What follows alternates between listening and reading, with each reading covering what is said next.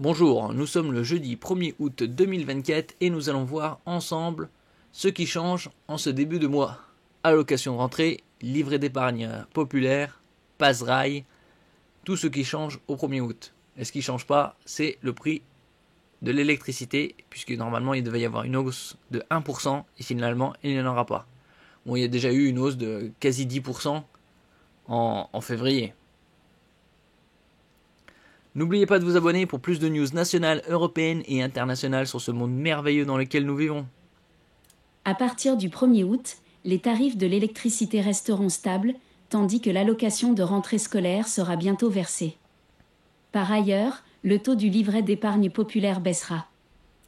Ça c'est une mauvaise baisse, ça. C'est les autres qui devraient baisser. Pas le livret d'épargne. De l'allocation de rentrée scolaire, baisse du taux du livret d'épargne populaire. Voici tout ce qui change à partir de ce 1er août 2024. Versement de l'allocation de rentrée scolaire. L'allocation de rentrée scolaire sera versée dès la mi-août. Cette aide permet aux familles de faire face aux dépenses liées à la rentrée scolaire, couvrant notamment les fournitures, le matériel et les vêtements nécessaires pour bien commencer l'année scolaire. Et donc ce sera dans 2 semaines. Révision du taux du livret d'épargne populaire. Le taux du livret d'épargne populaire, l'EP, qui concerne 11,4 millions de Français, sera abaissé.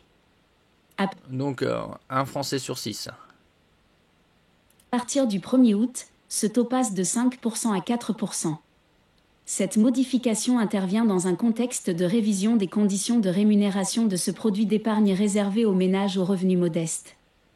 Dernière chance pour... Ça reste quand même une bien mauvaise nouvelle, puisque passer de 5 à 4, c'est 20% de baisse. Et il aurait dû rester à 5. Déjà, le livret A non plus n'est pas très bien... n'est pas très haut. Au plus bas, il était à 0,05%. Et au plus haut, c'était dans les années 80, il était entre 8 et 9%. Pour le passe-rail, août est le dernier mois pour profiter du passe-rail. Ce dispositif permet aux jeunes de 16 à 27 ans de voyager en illimité sur les réseaux TER et Intercités pour 49 € par mois. Une opportunité à ne pas manquer pour découvrir la France en train à moindre coût. L'État... Un peu plus d'un euro 60 par jour. Les tarifs d'électricité restent stables.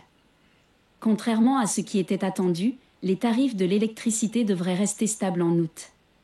Initialement prévu, cette hausse de 1% sur les factures des consommateurs a été annulée, soulageant ainsi de nombreux ménages face aux coûts énergétiques en constante augmentation. Comme je l'ai dit précédemment, en février de cette année, l'augmentation du prix de l'électricité était de 10%.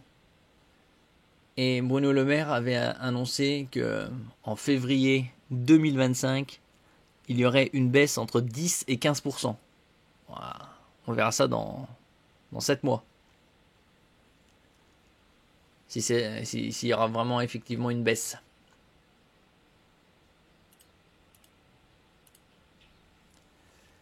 Merci pour votre écoute et à la prochaine.